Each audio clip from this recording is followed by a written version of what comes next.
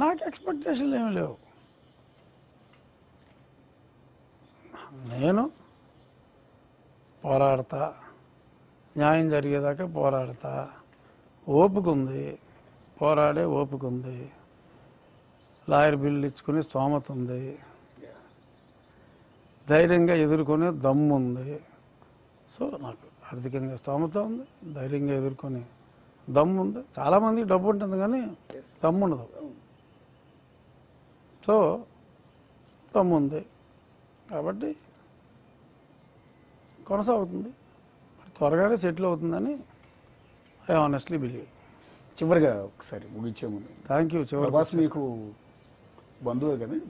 ఇందులో ప్రభాస్ ఎందుకండి? ఈ కేసు బంధువేనా దగ్గర మీరు ఇప్పుడు ఆ రోజు మిమ్మల్ని ఇంత దారుణంగా హింసించిన రోజు, అదే ప్రభాస్ నుంచి మిమ్మల్ని పలకరించడం, మీకు అండగానే అతను సినిమా యాక్టర్లో అసలు రాజకీయాల్లోకి రాకూడదు.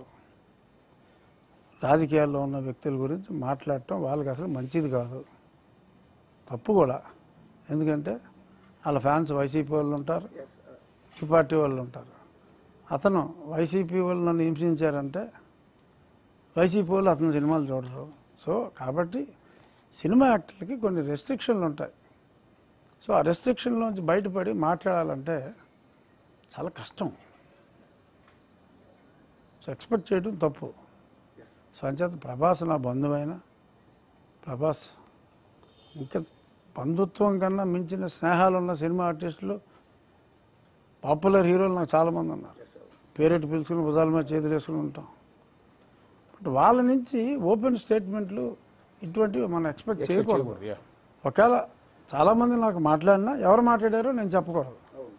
సో అది వాళ్ళ సినీ జీవితానికి మంచిది కాదు. సో మా స్నేహితులందరూ బాగుండాలని కోరుకునే వ్యక్తిని నేను. సో చాలామంది మాట్లాడారు, బట్ ఐ కాంట్. వాళ్ళ ఫ్యాన్స్ హర్ట్ అవ్వకూడదు.